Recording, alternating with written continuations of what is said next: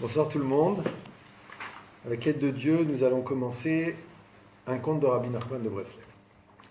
Donc, les contes de Rabbi Nachman, il a déroulé 13 contes à la fin de sa vie, qui correspondent à un niveau de Torah extrêmement élevé, puisque lui-même a témoigné sur le niveau de ses contes, qu'il provenait d'un endroit qui était au-dessus des 70 facettes de la Torah. C'est-à-dire que c'est une vérité ultime. Maintenant, pourquoi est-ce que ça prend l'apparence des contes ? Il a donné une parabole lui-même dans l'enseignement 164 du Likutei Moharan pour expliquer la puissance exceptionnelle de ces contes. Alors, il dit la chose suivante. Il dit, déjà à son époque, on voit dans la réalité que plus un homme est malade physiquement, et plus il a besoin de médicaments forts. Jusqu'au point où, parfois, la maladie est tellement grave que le médicament qui va soigner cette maladie grave est lui aussi nuisible. Il pourrait tuer la personne. Alors qu'est-ce qu'on fait dans ce cas-là ? Donc déjà à l'époque de Rabbi Nachman, ça devait exister, en tout cas il en parle. On dilue le médicament avec d'autres substances afin qu'il soit digérable et qu'il n'ait pas d'effet secondaire trop important qui pourrait nuire à la santé de celui qui prend le médicament. Et par ailleurs, ce médicament guérit la maladie grave dont le malade est atteint. Il dit l'en est de même dans la spiritualité. Dans la spiritualité, il y a une maladie. La maladie spirituelle, c'est l'éloignement de Dieu. Plus on est éloigné de Dieu et plus on est, entre guillemets, malade spirituellement. Donc, quel est le médicament qui peut nous rapprocher de Dieu ? En d'autres termes, nous guérir spirituellement, c'est la vérité. La vérité, lorsque nous y avons accès, nous permet de sortir de notre marasme spirituel.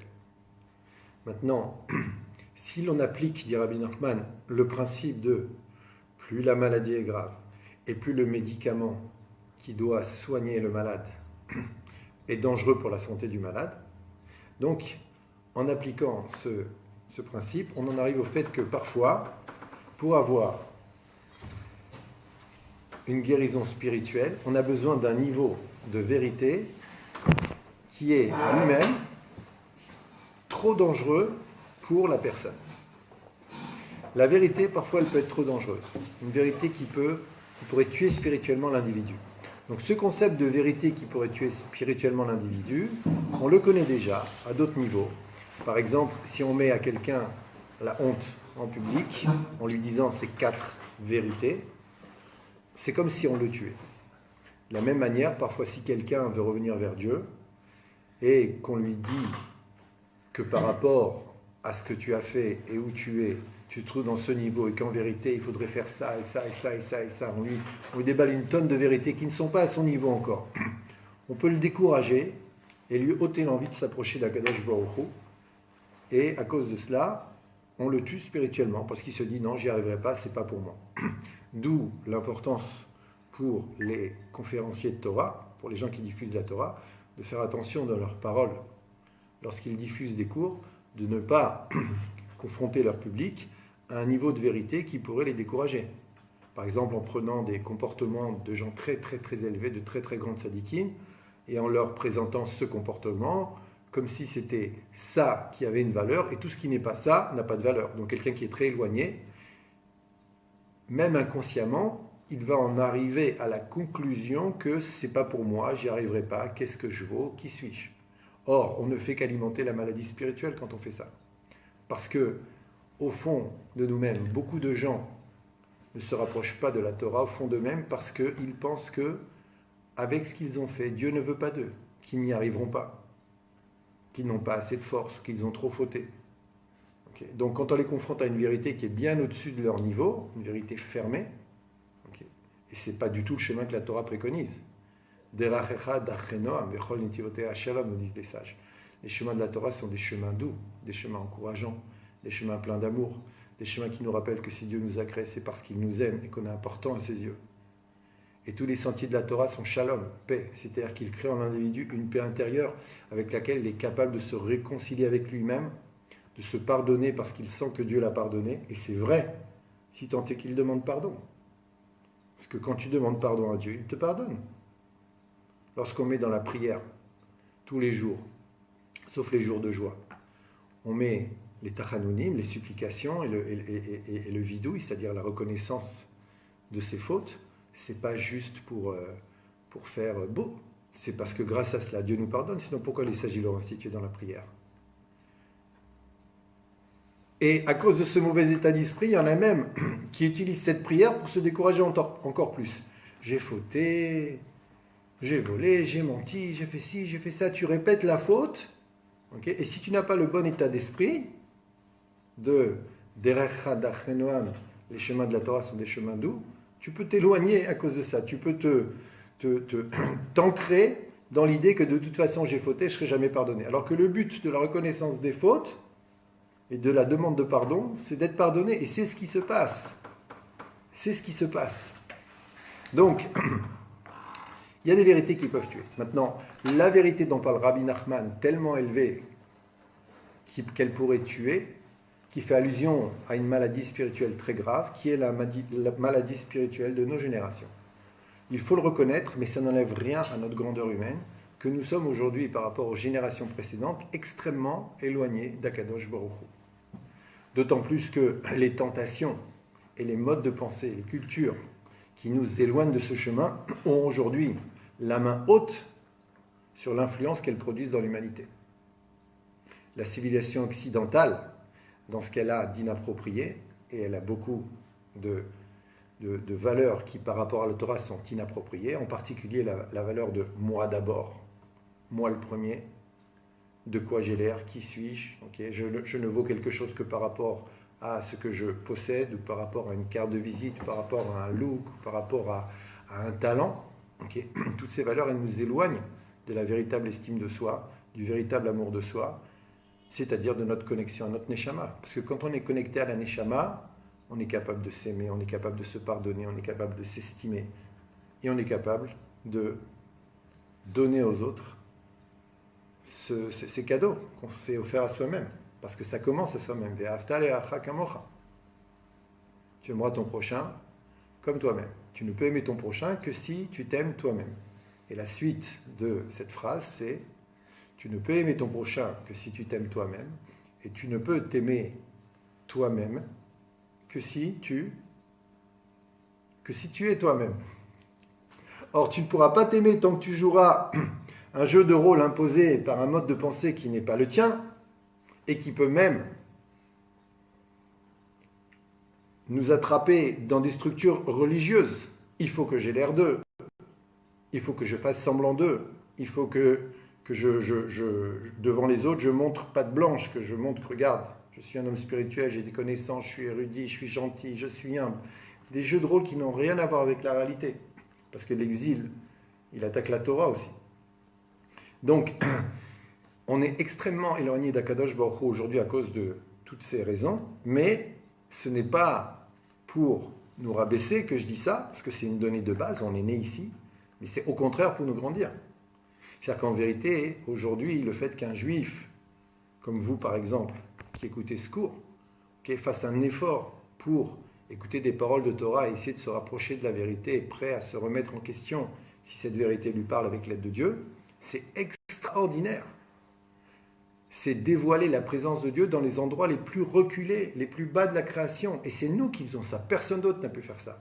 C'est-à-dire qu'en vérité, par rapport aux épreuves à lesquelles nous sommes confrontés, on est des géants. On est des géants de revenir vers Hachem Yitbarach. Le miracle, c'est quoi? Je veux dire la normalité, avant de parler du miracle. C'est quoi la normalité?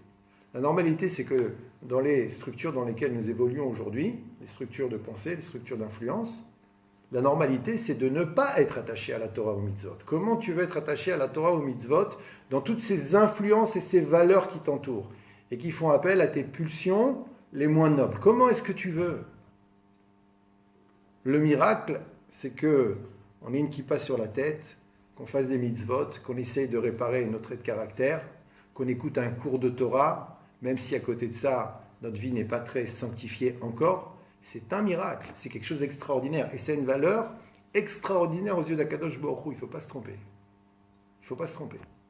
On dit Rabbi Nachman que le plus grand kavod, le plus grand honneur de Dieu qu'on puisse lui donner, c'est lorsque quelqu'un qui est éloigné de sa Torah et de ses mitzvot, donc de Dieu, fasse un effort, aussi minime soit-il, pour se rapprocher de lui. Aux yeux d'Hachem Yitbarach, cela a une valeur inestimable, plus, nous dit Rabbi Nachman, que la dévotion des tzadikim des anciennes générations. Voilà. Si ce n'est pas un tzadik qui nous dit ça, un tzadik qui a compris la génération, qui connaît Dieu de près, comment on aurait pu deviner ça? Comment on aurait pu savoir à quel point ce que nous faisons est extraordinaire, exceptionnel aux yeux de Dieu, et se créditer de toutes les bonnes choses qu'on fait? Comment on aurait pu le savoir? Et si on ne le sait pas, eh ben on fait le religieux triste. C'est pour que le ciel ne me tombe pas sur la tête, c'est parce que j'ai tellement souffert, c'est le droit chemin, mais la vérité, je continue à souffrir, mais ne le dites pas, hein. Je n'ai pas changé, j'ai toujours les mêmes peurs, les mêmes angoisses, les mêmes tristesses, mais ne le dites pas, ok? Parce que ça le fait pas, puisque j'ai quand même une kippa, donc je suis censé être arrivé à, ben non, pas encore, vous savez. Cette vision de la Torah, c'est une vision d'exil.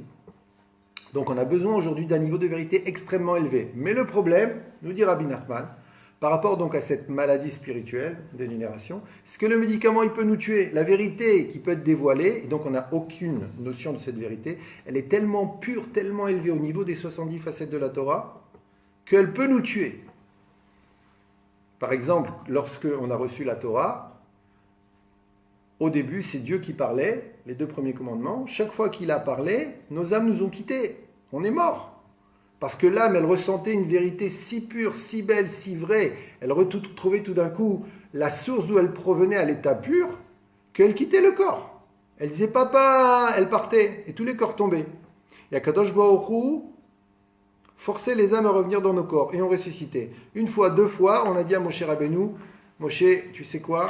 Toi, tu as le niveau, donc toi, tu vas écouter les paroles, et après, tu viendras nous les répercuter, nous les répéter, afin qu'on les écoute de toi, sans mourir, et qu'on puisse agir en fonction de ce que Dieu nous demande. Voilà ce qui s'est passé.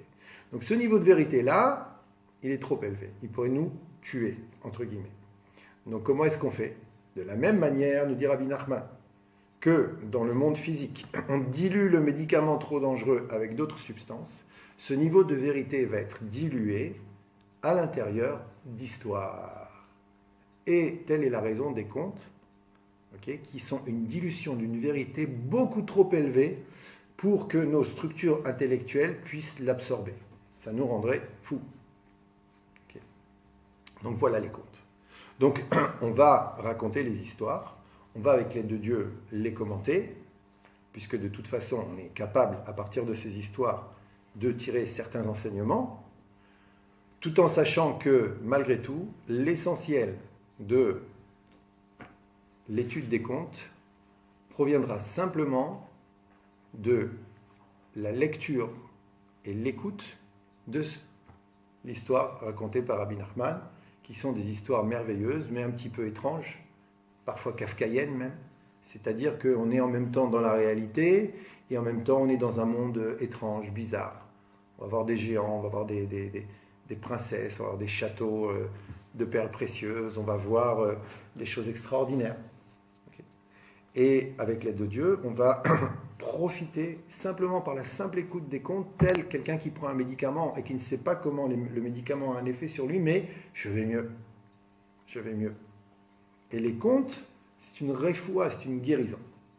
Donc, Baruch Hashem, on va développer un petit peu, partager des enseignements qui, avec l'aide de Dieu, vont nous apporter quelque chose. Mais ne pas se tromper. C'est l'écoute du conte l'essentiel. Même si on ne les comprend pas. Même si on ne les comprend pas. J'ai déjà lu et relu. Même si on ne les comprend tu pas. vois vraiment que tu es à l'ouest et que tu ne comprends pas. Effectivement, mais peu importe. Peu importe.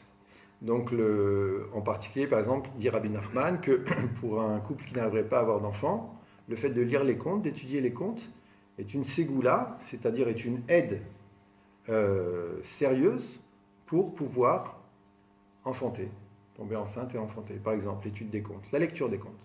La lecture des contes, par exemple. Donc, donc même si, avec l'aide de Dieu, on va extraire de ces contes des enseignements merveilleux, je l'espère en tout cas, okay, il faut savoir que ce n'est même pas une goutte, d'une goutte de l'océan infini de sagesse que ces contes contiennent. juste pour mettre les choses en perspective et savoir à quoi on a affaire maintenant, avec l'aide de Dieu. Donc on va commencer le premier conte de Rabbi Nachman, qui s'appelle La princesse disparue, et il commence comme ça. Anav et Amar, il a pris la parole et il a dit, c'est une sorte de préambule au conte. Donc Rabbi Nachman a pris la parole et il a dit, Derrière si parti Maasé, en chemin j'ai raconté une histoire. Chez Kol Meshia Shomea, Ayalo Urur Teshuva, et tout celui qui a écouté cette Teshuva a eu une réflexion profonde de Teshuva, de repentir. Vezoi, et voilà cette histoire. Donc en chemin j'ai raconté une histoire, le chemin c'est le chemin de la vie toujours. La vie c'est un chemin. C'est un principe extrêmement important que ça ne sera jamais le résultat et la destination qui comptent. Parce que nous voulons nous connecter à l'infini, donc l'infini n'a pas de fin. C'est toujours le chemin, c'est toujours la démarche, c'est toujours ce que nous aspirons à atteindre qui est important, plus que le résultat. Parce que s'arrêter à un résultat, en termes de spiritualité, c'est se tuer aussi. C'est pas terminé. La vie, elle est belle. La vie, c'est une aventure. Si on sait se poser les bonnes questions, et si on a encore ce cœur d'enfant qui est en chacun de nous, cette innocence, qui aspire au degré les plus élevés de la sainteté. Okay. Eh bien, on pourra toute notre vie mener une vie extraordinaire par l'intermédiaire des messages que Akadosh Baruch Hu nous donne et des solutions de vie qu'il nous propose. Et donc, c'est le chemin. Et donc, en chemin, j'ai raconté une histoire, nous dit Rabbi Nachman. Et tout celui qui l'a entendu a eu une réflexion profonde de Teshuvah. Hir'ur, c'est plus qu'une pensée. Hir'ur, c'est vraiment mettre son cœur dans la pensée. Ce qui est interdit, par exemple, il y a des interdits en pensée. Par exemple, ne pas convoiter, ne pas avoir des pensées licencieuses. C'est les hirurim qui sont interdites. C'est-à-dire, tu peux être attaqué par une mauvaise pensée, effectivement, mais si tu ne la cultives pas, si tu ne l'entretiens pas, même si elle revient des centaines de fois, mais que tu respires un bon coup et que tu dis je vais penser à autre chose, comme dit Rabbi Nachman. On ne peut pas avoir deux pensées fortes en même temps. Donc, s'il y a une pensée qui t'attaque, pense à autre chose, même à n'importe quoi. Le hirour, c'est recevoir la pensée. Maintenant, parfois, c'est Dieu qui l'envoie, justement pour nous donner une chance de la repousser et ce faisant de faire une réparation. Parfois, c'est parce qu'on s'est laissé aller à regarder des choses inappropriées que ces pensées nous attaquent. Et à ce moment-là, nous les avons provoquées, mais on peut toujours faire marche arrière et ne pas se laisser aller avec notre cœur à les entretenir et à se concentrer dessus. Donc, nous dit Rabbi Nachman, tout celui qui a écouté ce conte a eu un hirur, c'est-à-dire une pensée forte avec le cœur associé de teshuva, de repentir. Et je vous parle d'expérience parce que ce n'est pas la première fois que j'enseigne ce conte. J'ai toujours vu dans les réactions des gens qui écoutaient le conte, alors que ça pourrait avoir l'air un petit peu de loin d'être puéril, parce qu'il y a des princesses, il y a des chevaliers, etc. J'ai toujours vu dans les réactions du public une lueur dans les yeux supérieure à celle qu'il y avait lors de cours qui étaient plus basés sur une compréhension intellectuelle. On va commencer. Maaseh bemelech echad. C'est l'histoire d'un roi. Shayulo shisha banim ubat echad, qui avait 6 garçons et une fille. Veota abat aita chashuva be'enav meod. Et cette fille était très importante à ses yeux. Ve'aya mechaveva beyoter. Et il l'a préférée. Ve'aya mecharshea ima meod. Et il passait beaucoup de bon temps avec elle. Sha'ashua, c'est un délice. C'est-à-dire que quand ils étaient ensemble, leur moment était délicieux. C'était des moments d'amour exceptionnels. Pa'amachat, une fois. Ayamid ve'edima, il se promenait avec elle. Beyachad, be'ezeyam, ensemble, un certain jour. Venaasa be'rogez alea. Et il s'est mis en colère. Plus précisément, la traduction c'est il a été mis en colère sur elle. Venizreka mipiv dibour, et a été lancé de sa bouche une parole, Shia lotov yekachotach, que le pas bon t'emporte. Le début de ce conte fait allusion à la création du monde. Melech Echad, le roi un, Hachem Echad, Hachem est un, c'est Dieu. Il avait 6 garçons et une fille. Cela fait allusion, pour ceux qui s'y connaissent un petit peu en Kabbalah, aux 7 sphirotes, qui sont 7 sources d'énergie créatrices, par l'intermédiaire desquelles Dieu a tout créé. En vérité, il y en a 10, mais nous sommes nous-mêmes dans ce monde en relation avec 7 seulement. Donc ça fait allusion à ces sphirotes. Ces sphirotes ont tous un aspect masculin pour 6 d'entre elles, pas toutes, 6, un aspect masculin. Et le dernier aspect, qu'on appelle la royauté, c'est un aspect féminin. Voilà, c'est un aspect féminin. Royauté veut dire concrétisation de la volonté divine dans ce monde matériel. Présence de la volonté divine dans ce monde matériel. Donc, il avait une fille qu'il préférait, et à un moment, il se met en colère contre elle. Que le pas bon t'emporte, lui dit-il. Le pas bon, avant que le monde ne soit créé, tout était tov. Il n'y avait que du tov, que du bien, puisqu'il n'y avait que Hachem. Et l'être humain ne peut exister que s'il a le choix. Donc, il doit avoir le choix entre le tov, le bien, et le lotov, et le pas bien. Donc, quand Dieu dit que le pas bon t'emporte, ça fait allusion à la création du monde. Et la création du monde n'est possible que lorsque Dieu se cache. Donc, Dieu se cache. Dieu se cache, ça fait allusion qu'on a l'impression qu'il est en colère. Il est en colère, Naasala Verogez. Et parce qu'il est en colère, regardez la suite, Balaïla al-Khal echadra, la nuit elle allait dans sa chambre, ou Babokar le Hadou echani, et le matin on ne savait plus où elle était. Donc elle est partie. Elle est partie parce qu'elle a cru que son père était en colère, que son père ne l'aimait pas. La princesse disparue, d'après la majorité des commentaires, c'est l'âme. Il y a plusieurs niveaux d'interprétation de ce conte. Nous allons garder en ce qui nous concerne que la princesse disparue, c'est l'âme. Nous sommes toute notre vie à la recherche d'une connexion authentique avec notre âme, avec des hauts et des bas, comme on va le voir. Mais la solution à tous nos problèmes se trouve dans la présence divine qui est en nous, celle qui nous donne la vie et qui s'appelle l'âme. Quand il y a l'âme dans le corps, il y a la vie. Quand l'âme est absente du corps, il y a la mort, spirituellement parlant, comme on vient de l'expliquer. Plus nous sommes loin de notre âme, plus spirituellement nous avons des difficultés.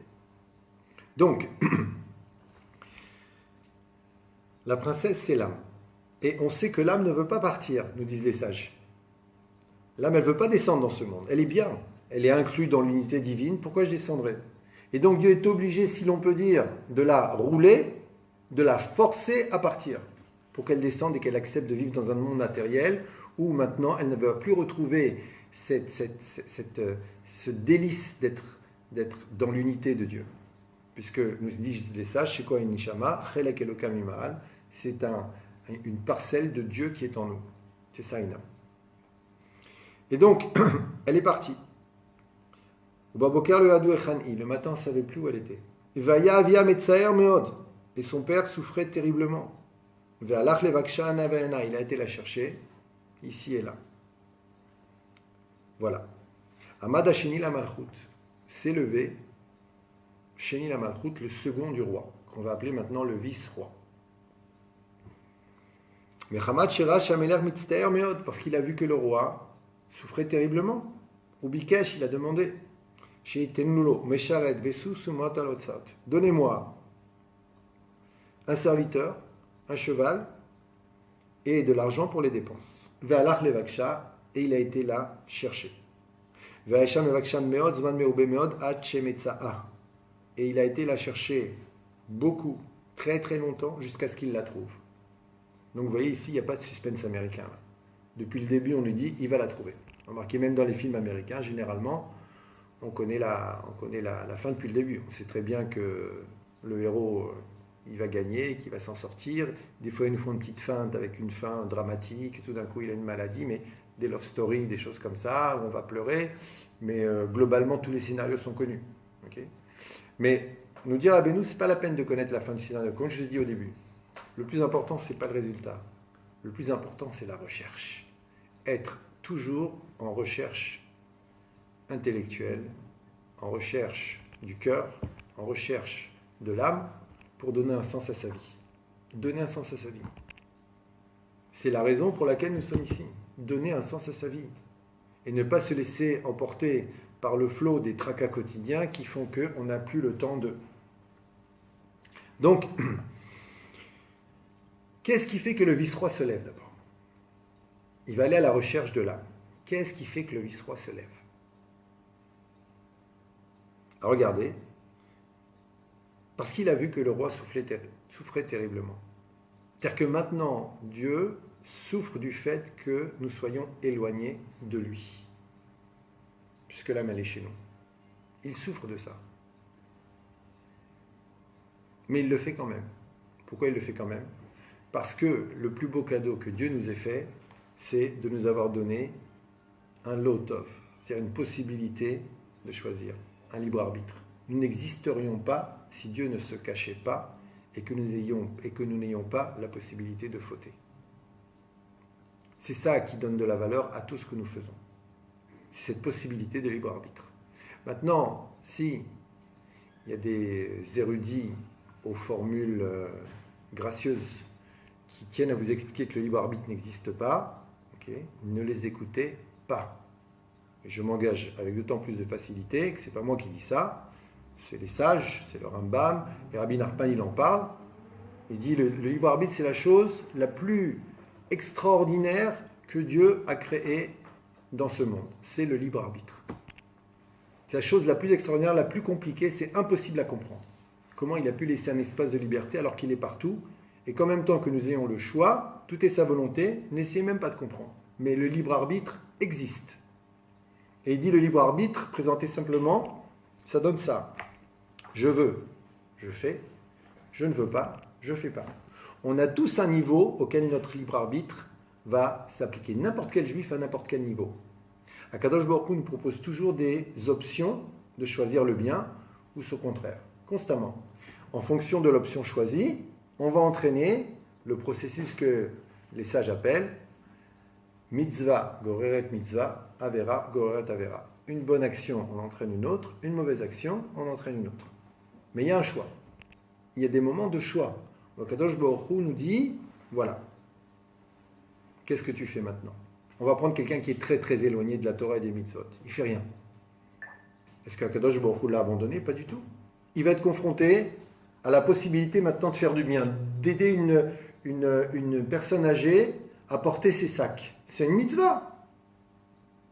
Maintenant, il est confronté. D'un côté, il est un petit peu pressé parce qu'il a un rendez-vous. De l'autre côté, il voit cette vieille femme avec des sacs un peu lourds qui va monter chez elle au 2e étage et il se dit mais j'ai pas le temps. Et d'un autre côté, il se dit mais la pauvre, comment la laisser porter ça pendant 2 étages? Il n'y a pas d'ascenseur. C'est son choix, son épreuve à lui. Et s'il fait le bon choix, il s'élève. Et Akadosh Baruch Hu lui présentera d'autres opportunités jusqu'à ce que par une suite, un enchaînement de bons choix, il pourra même être confronté à la possibilité maintenant de rentrer dans le giron de la Torah et des mitzvot. Bien sûr. Et donc en vérité, ces moments de libre arbitre, ces possibilités de choix que Kadosh Baruch Hu nous donne, à ces moments-là, nous sommes nous-mêmes, seuls, confrontés à notre choix. Qu'est-ce qui fait que tel frère, il va choisir un bon chemin, et son frère qui a reçu la même éducation des mêmes parents, il va choisir un mauvais chemin? Ce n'est pas explicable parce que ça relève maintenant d'un espace de liberté qui s'appelle le libre arbitre et qui n'appartient qu'à moi. Et c'est moi qui vais décider, moi seul, sans aucune influence. Après, effectivement, il y a les conséquences de mes actes et je vais provoquer des habitudes qui vont faire que maintenant je suis victime d'eux. Je vais être victime de mes mauvais choix. Et je vais être appelé à continuer à les faire. Ou alors, je vais profiter de mes bons choix. Et la conséquence de ces bons choix, c'est que toute une série d'événements positifs et d'actions positives vont suivre, dans lesquels je ne suis plus le responsable directement. Mais en vérité, oui, je suis le responsable directement, parce que c'est moi qui ai donné la première impulsion lors de cette possibilité de choix que Dieu m'a donné, dans laquelle j'ai pu exercer mon libre arbitre. Donc le Dieu s'est caché pour que cela puisse exister. Et Dieu sait que maintenant, nous avons la possibilité de faire le bien, mais aussi de ne pas faire le bien avec les conséquences que ça implique et les souffrances que ça implique. Et donc Dieu souffre. Comme c'est marqué dans la Masechet Berachot, que lorsque nous souffrons, lui aussi, il hurle 3 fois par nuit à cause de nos souffrances. Mais alors réagis. Mais si je réagis, à quoi ça sert?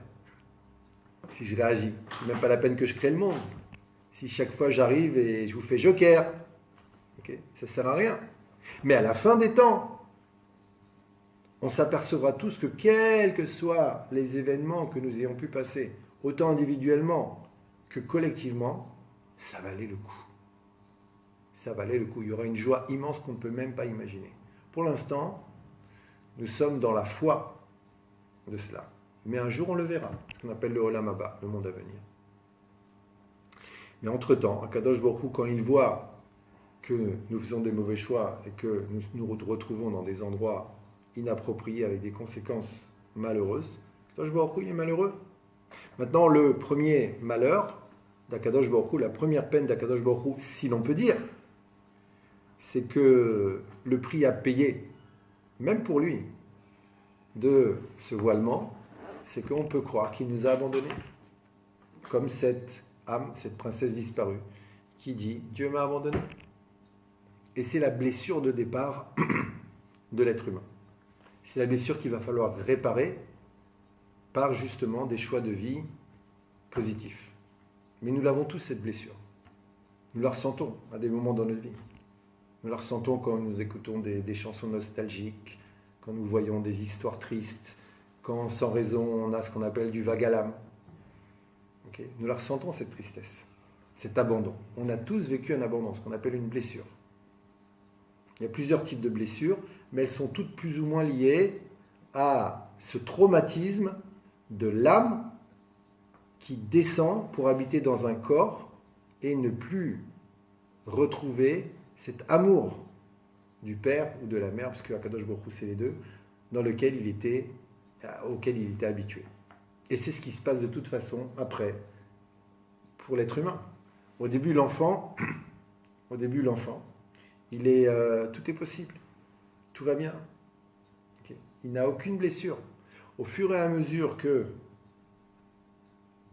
les jours, les semaines et les mois avancent, à un moment dans sa vie, l'enfant va être confronté à une blessure.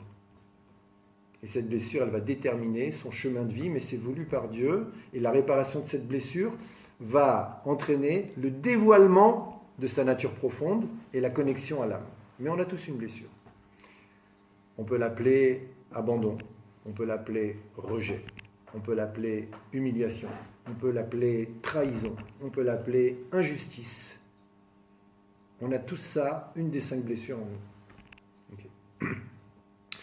Et donc, la princesse a disparu. Et le vice-roi, c'est nous. Le vice-roi, c'est nous. C'est nous qui allons partir à la recherche de la princesse disparue.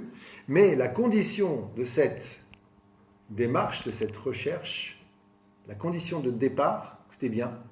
Donc, ce qui va faire que notre chemin spirituel va être authentique, c'est une prise de conscience qui est la suivante.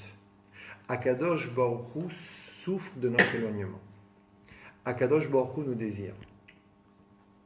Celui qui commence son aventure spirituelle avec comme point de départ le fait qu'Akadosh Baruch Hu est très, très, très, très, très, très, très grand et que nous, on est très, très, très, très, très petits. Comme si on n'intéresse pas tant que ça. Comme si c'était un roi, on doit lui obéir, sinon on prend une tannée. C'est-à-dire qu'il n'y a pas d'affect entre lui et moi. C'est un roi, il faut obéir, c'est tout. T'obéis, mon frère, c'est bon pour toi. Bon, la vérité, tu ne vas pas voir maintenant, mais c'est bon pour toi. T'obéis pas, mon frère, tu prends une tannée. Cette vision des choses, tu commences même pas à servir Dieu. C'est-à-dire, tu commences dans la mesure où tu reconnais la royauté de Dieu. Mais si tu restes cantonné dans cette vision des choses, ton évolution spirituelle, elle va se cantonner à des poids et des mesures. Ça c'est permis, ça c'est interdit. À des rasras, okay, des angoisses que tu vas propager chez les autres. Parce que toi tu es black et tu vois les choses black. Et quand tu es chez les gens, okay, ils se sentent accusés, ils se sentent condamnés, ils se sentent culpabilisés. Okay. Parce que lui-même, le gars, en vérité, si on voit derrière, on pousse le voile, lui-même, le gars, il n'arrête pas de se culpabiliser, de se condamner, il n'a pas d'estime de soi, il n'a pas d'amour de soi, et il essaye de combattre, hélas maladroitement, en essayant de trouver une contenance dans le fait que moi je sais, vous ne savez pas. Ah voilà, j'ai une raison d'exister. Okay, c'est faux, c'est de l'illusion. Okay. Et la tristesse qu'il a au fond de lui, il ne la reconnaîtra pas devant tout le monde, puisqu'il est censé être celui qui a trouvé le droit chemin et qui est heureux. Okay. Mais il ne nous la fera pas. C'est pas ça la simcha. C'est pas ça la simcha. Tu ne peux commencer à servir Hachem que si tu comprends qu'Hachem désire de toi et que le fait que tu sois loin de lui lui fasse mal. Parce qu'être loin de lui, c'est la cause de toutes nos souffrances. Si tu ne comprends pas ça, le chemin n'a pas commencé. Donc la vision d'Hachem Yitbarach qu'on doit avoir, cette vision-là, elle donne envie, elle peut motiver, elle peut nous donner envie d'aller vers lui. Parce qu'on n'a pas affaire maintenant à un roi insensible. On a affaire à Kadosh Baruch Hu. Kadosh Baruch Hu nous désire, il nous aime. Vers lui, j'ai envie d'aller. Oui. Et je vais rechercher par l'intermédiaire de mon âme, de la princesse disparue, okay, à me reconnecter à lui. Et je vais ainsi lui ôter sa souffrance en enlevant ma souffrance. Parce que la reconnexion à l'âme, elle va se propager partout dans notre esprit. C'est notre manière de voir le monde. Comme on avait dit, Gadlut Amochin, la largesse d'esprit. Okay. Dans notre cœur, elle va se propager avec de belles émotions. Dans nos actions, de belles actions. Okay, qui vont illuminer notre quotidien et les gens qui nous entourent, et en particulier les gens qu'on aime. Et tout ça, ça s'appelle la simcha, ça s'appelle la joie. Puisque dit à Kadosh, okay, la joie ne se trouve que dans la présence de Dieu, donc dans la connexion à l'âme. Toute autre joie a de fortes chances d'être une joie factice, illusoire, plus une échappatoire dans le sens où, étant donné que ça ne va pas, je vais multiplier les sources de plaisir et de joie pour justement ne pas être confronté à ce vide béant de la déconnexion de la Neshama. Et par conséquent, on part à la recherche de la Neshama grâce à ça. Okay. Et donc, le vice-roi, il part. On lui donne un serviteur, un cheval et de l'argent. À quoi font allusion ces trois choses? Le serviteur, c'est le corps. Le serviteur, c'est le corps. Bravo. Donc le serviteur, c'est le corps. Puisque notre corps, c'est pas nous. Notre corps, c'est l'instrument que Dieu nous a donné afin que nous puissions évoluer et agir dans ce monde. C'est un instrument, le corps. À 120 ans, quand on quitte ce monde, il ne vient pas avec nous. Ce n'était qu'un instrument. Un instrument saint, enfin, si on le sanctifie, un instrument extraordinaire, de par la merveilleuse constitution à tous les niveaux qu'il a en lui. Okay, mais ce n'est qu'un instrument. Le cheval, dans la littérature judaïque, fait allusion à la pulsion de vie. Mais pulsion de vie comme un cheval. Le cheval, il doit être contrôlé, il doit être bridé, on doit lui mettre des ornières, il doit être scellé. Un cheval, ça doit se contrôler. La pulsion de vie, ça doit se contrôler. Sinon, elle devient pulsion animale. Donc le cheval fait allusion à la pulsion de vie, mais aussi à la pulsion animale, à la vie animale, qui fait que nous avons des envies. On ne pourrait pas vivre sans envie. Mais ces envies-là, c'est justement un des terrains du challenge que Dieu nous propose, c'est-à-dire, est-ce que tu vas savoir les contenir, les diriger en vérité vers de bonnes causes, ou alors est-ce que tu vas en être la victime et les laisser, tel un cheval fou qui s'emballe, okay, contrôler ta vie.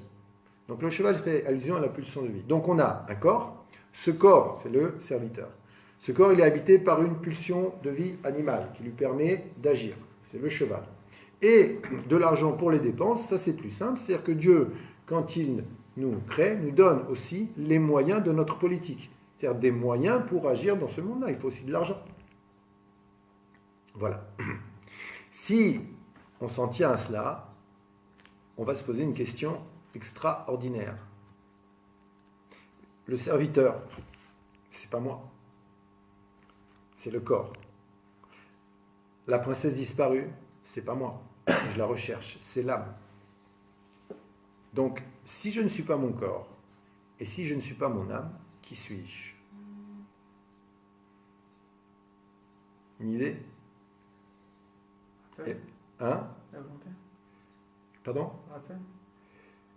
On peut dire comme ça, le ratson, la volonté, mais de manière plus globale, comme on l'a dit tout à l'heure, je suis mon libre arbitre.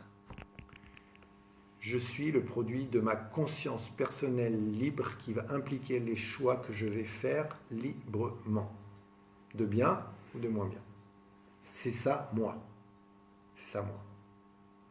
Et donc, je vais avoir la possibilité de me marier avec mon âme et de faire un avec mon âme, et ce faisant, de dévoiler la personnalité divine qui est en moi, et donc d'être un vecteur du dévoilement de la présence divine sur terre, vecteur de joie, vecteur de lumière, vecteur de bonté, vecteur d'amour, de compassion, de vérité, de pureté, etc., etc.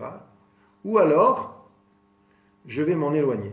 Et je vais être confronté donc au tracas quotidien de l'existence, avec les angoisses, les peurs, les souffrances et les équilibres instables qui font que j'arrive plus ou moins à tenir au bord de la déprime, de la dépression pour certains, mais en tout cas, pas dans un cadre de vie idéal, tel que je l'aurais souhaité, tel qu'on l'aurait tous souhaité. Donc je suis mon libre arbitre. Voilà ce que je suis. C'est ça moi. Et donc on voit qu'il est parti. Et depuis le début, Rabbi Nachman nous dit, arme-toi de patience, puisque c'est l'histoire d'une vie tout ça. Mais t'inquiète pas, tu vas la trouver. En vérité, tu la trouves parce que tu la cherches. La trouver, c'est la chercher. Si tu crois que tu l'as trouvée, tu n'as rien trouvé. Si tu la cherches, en vérité, tu l'as déjà trouvée parce que tu es sur le chemin. Comme il dit au début, en chemin, j'ai raconté une histoire. C'est l'histoire du chemin en vérité. C'est l'histoire de la vie. Et même si on n'est pas capable de faire tous les liens avec notre vie personnelle, mais la vie de tout un chacun est inclus dans cette histoire, comme dans les autres histoires de Rabbi Nachman. Tout le monde passe par les événements, chacun à son niveau. On va relater ici, mais on ne fera pas les liens forcément. Mais on pourra trouver des correspondances avec l'aide de Dieu. Veya olech. Donc maintenant, on nous dit le texte, Atam et Saper, Erbikesh, Ad Shem et Tsa'a. Maintenant, on va raconter comment il l'a recherché jusqu'à ce qu'il la trouve. Donc, si tu cherches, tu trouves. Comme disent les sages. Ok? Yagata ve Matsata ta'amin. Si tu as fait l'effort et que tu as trouvé, on peut te croire. Ok? Alors, Vea olechana vaina zman rav bamidbariot vasadot vayeharim vaya mevaksha zman rav meod. Donc il a commencé, il a cherché par-ci, par-là. C'est-à-dire au début on ne sait pas très bien où on va.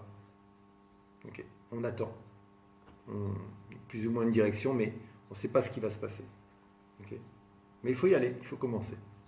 Par-ci, par-là, dans tout type de contrées, dans des champs, dans des forêts, dans des déserts.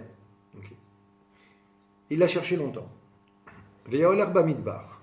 Et il allait dans le désert. Verash vilechad minatzad. Il a vu un petit sentier sur le côté. Vayam yachev atzmo. Et il a réfléchi.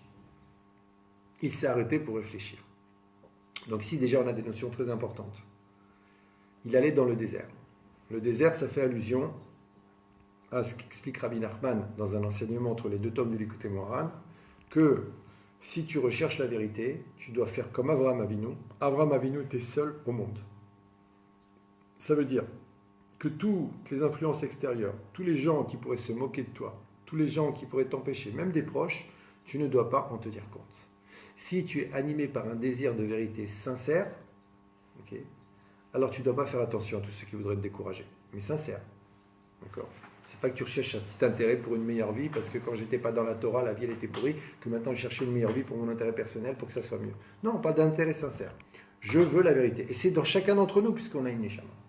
C'est dans chacun d'entre nous ce niveau de désintéressement. Chacun d'entre nous, chaque être humain, il l'a. S'il le veut, s'il veut le chercher.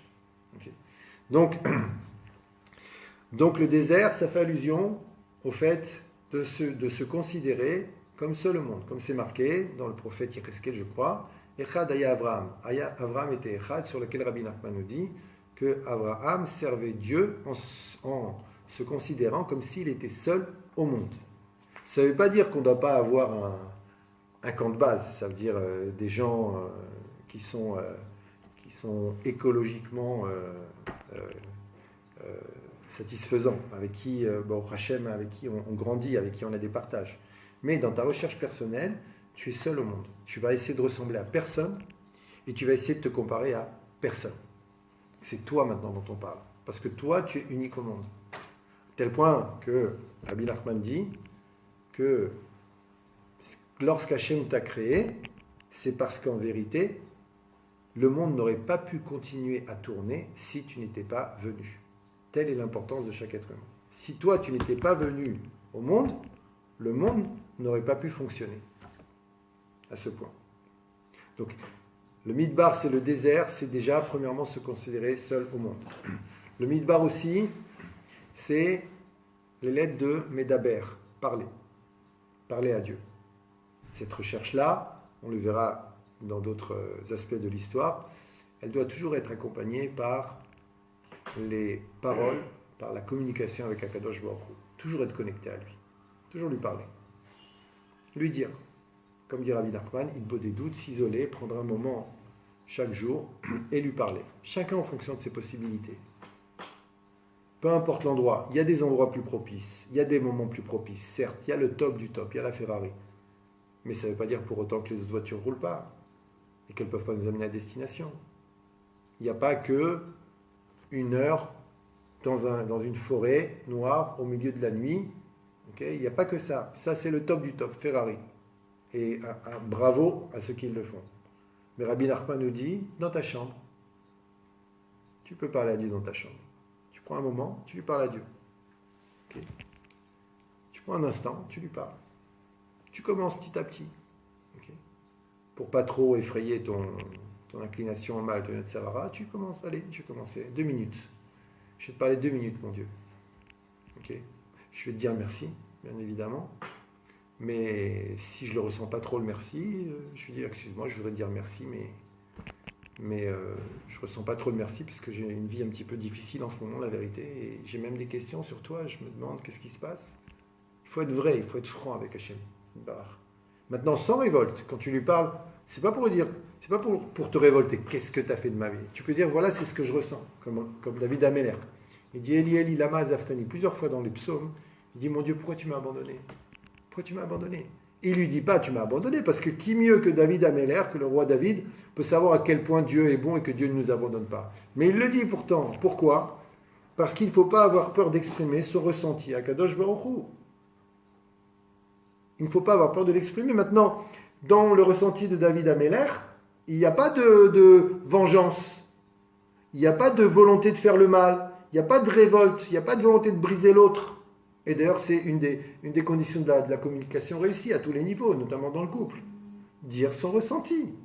Mais je ne dis pas le ressenti maintenant pour dire je suis en colère parce que tu es... Non, voilà, je ressens de la colère. Je ressens de l'injustice, je ressens de la tristesse, je ressens de la peine. Ce que tu as fait m'a fait de la peine. Mais jamais tu es comme ci, et tu es comme ça, et tu es comme ça. Okay? Dire ce ressenti. Et l'autre qui veut communiquer, il dit explique-moi pourquoi. Ou alors, si la personne est trop en colère, je suis trop en colère, on dit le temps que on va attendre que tu te calmes pour pouvoir en parler. Okay? Pourquoi? Et qu'est-ce que je peux faire pour? Et comment on peut régler cette situation, toi et moi à deux? Okay. Donc, parler à Dieu. Parler à Dieu. Commencer un instant. Lui dire. Et attendre les réponses. Et les réponses viendront. Donc, c'est ça aussi le désert. Okay. Et sur le chemin, on nous dit Vera Ashvil Echad Minatzad, il a vu un sentier, il a eu un petit chemin sur le côté. Vayam Yashev Atzmo, il a réfléchi. Donc le petit chemin, ça veut dire que maintenant, tu cherches la vérité. Il ne faut pas dire la vérité, elle est que dans les endroits, que dans les synagogues à 20 millions de dollars, avec des lustres à 200 000 dollars, avec le plus grand qui soit, et celui-là, et c'est pas forcément là la vérité. La vérité, elle peut être dans un petit endroit que Dieu t'a réservé, dans lequel tu vas aller, tu vas rencontrer quelqu'un, et ce quelqu'un-là, parce que Dieu te l'a réservé, okay, il va changer ta vie. Ça peut être un ami. Ça peut être un ami, c'est peut-être quelqu'un de gentil, qui lui-même a ses défauts, mais il y a une connexion, ce qu'on appelle un zivouk, qui doit avoir lieu entre lui et toi. et pendant un instant, tu vas le fréquenter. Et il va t'apporter quelque chose. Et toi aussi, tu vas lui apporter. Okay? Donc il ne faut pas partir à l'idée que je ne vais trouver la vérité que dans le top. Je vais aller dans le top 10, okay? Et c'est là-bas que je trouve la vérité. C'est pas comme ça. C'est pas comme ça. Je n'ai pas d'a priori. C'est possible que oui. Mais des fois, il faut dire la vérité. Okay? Des fois, on va dans le top 10 pour se planquer parce que je suis au top, ça va, je vais avoir le top. Mais on n'a rien résolu. Rien résolu du tout. On ne vit plus que sous la coupe de ce grand. Maintenant, lui, c'est pas ce qu'il veut, hein. Mais c'est nous. Okay? Et il a dit, et il a dit, et il a dit, et je lui ai demandé d'où je vais investir, je lui ai demandé et je lui ai demandé une ségoula, et on va lui demander par Nassa, et maladie, et par Nassa, et trucs, et machin, et problème, et les questions de réparer les midotes, teshuva, prière, le cœur, l'esprit, le conscient, le subconscient, mes valeurs, mes croyances, qui suis-je, comment mon cerveau fonctionne, qu'est-ce que je dois croire, qu'est-ce que je dois étudier. Non, mais ça c'est connu, ça. Si toi étudies, c'est fini. Okay. On peut se planquer derrière, derrière ce qui brille, mais on ne fait que répercuter une erreur pré-teshuva avant qu'on commence à se repentir, qui consistait à toujours vouloir le top. Okay. C'est pas comme ça. Un petit chemin, je n'ai aucun a priori de l'endroit où se trouve la vérité. Aucun a priori. Je cherche, je suis prêt à tout accepter. Je suis prêt à chercher. Un petit chemin, okay. C'est pas Manhattan, hein, c'est juste un petit chemin dans un désert. Je vais voir. Puisque Dieu m'y a confronté, je vais aller voir, je vais être curieux. Ou alors je vais faire comme ces gens qui font l'erreur de dire non, la vérité, elle peut être que comme ça. Non, la vérité, c'est forcément comme ça. À tel point que Rabbi Nachman dit quand le Messie, quand le Mashiach se dévoilera, ses plus grands ennemis seront les gens pieux. Les gens pieux, bien sûr. Mais c'est évident, parce qu'ils ont tous un a priori de la forme du chapeau et de l'habit qu'il va porter, et ça va sûrement être un Tunisien de Sousse ou de Gabès. Okay? Ou alors il va être lui, ou c'est comme ça. Ça ne peut pas être autrement. Ça ne peut pas être quelqu'un qui va venir de là, ça ne peut pas être quelqu'un qui va accepter cette tendance religieuse à laquelle je m'oppose, parce que la mienne, elle ne va pas dans cette direction. Ça ne peut pas être ça. Il ne peut pas inclure ça dans son message. Il ne peut pas être comme ça. Donc au début, le Mashiach aura de l'adversité, et cette adversité, nous dit Rabbi Nachman, viendra, pas de tous les gens pieux, chas v'shalom, je n'ai pas dit ça. Je n'ai pas dit tous les gens pieux. Mais elle viendra essentiellement des gens pieux. Ben oui, puisqu'ils ont un a priori de comment ça doit être. Okay. Et bien nous, on n'a aucun a priori. Et c'est pour ça aussi qu'on parle du désert. Le désert, c'est vide. Comme un cerveau vide, qui se vide parce qu'il dit « je veux être rempli de la vérité, je la cherche, je ne sais pas. Je ne sais pas. Je ne sais pas. » C'est vrai que c'est rassurant de se planquer derrière des connaissances. Aujourd'hui, il y a un grand Rav qui s'appelle Rav Google, et aujourd'hui, il y a des simili intellectuels qui peuvent te parler de ce qui a marqué sur Google et faire semblant de savoir. Mais c'est pas ça la vraie connaissance, bonsoir. C'est encore une manière de se planquer. C'est pas ça, les réponses, elles sont en toi, les réponses. Elles sont en toi, les réponses. Tu peux t'aider par-ci, par-là de connaissances, mais elles sont en toi, les réponses. Elles sont en toi à condition que tu comprennes que on est dans le désert. Voilà, on est dans le désert. On parle à Dieu, on est curieux, on est seul, okay, dans cette recherche. Mais pas seul au sens personne n'est avec moi. Seul dans le sens où je ne veux être la victime d'aucune influence extérieure. C'est toi, mon Dieu, que je veux. Et je veux que tu m'envoies, toi, les situations, voire les personnes qui vont me permettre de me rapprocher de toi. Mais je suis seul. Pas égoïste. Seul. Seul avec toi. Donc, et il s'est arrêté pour réfléchir. Il s'est arrêté pour réfléchir. Encore quelque chose d'extraordinaire. S'arrêter pour réfléchir. Qui s'arrête pour réfléchir? Okay. Par exemple, je vous pose la question. Okay. Qui d'entre vous aujourd'hui s'est arrêté pour dire je vais réfléchir pendant 5 minutes au sens de l'existence, à ma mission de vie, à ce qu'Akadosh Baruch Hu attend de moi, à la manière dont je vais pouvoir résoudre ma colère, ou résoudre mon égoïsme, ou résoudre cette angoisse qui m'étreint souvent quand les choses ne vont pas telles que je le voudrais, ou résoudre cette irritation permanente à cause du conducteur qui ne va pas assez vite alors que moi je suis pressé et qui ne sait pas conduire, et que je klaxonne et que j'insulte, etc., etc. Qui s'arrête pour réfléchir? Okay. Donc c'est obligatoire de s'arrêter pour réfléchir. On doit s'arrêter pour réfléchir. Mais le Yetzer Hara, il est fort. Tu ne vas pas faire l'intellectuel maintenant. Arrête, réfléchir à quoi? Ok?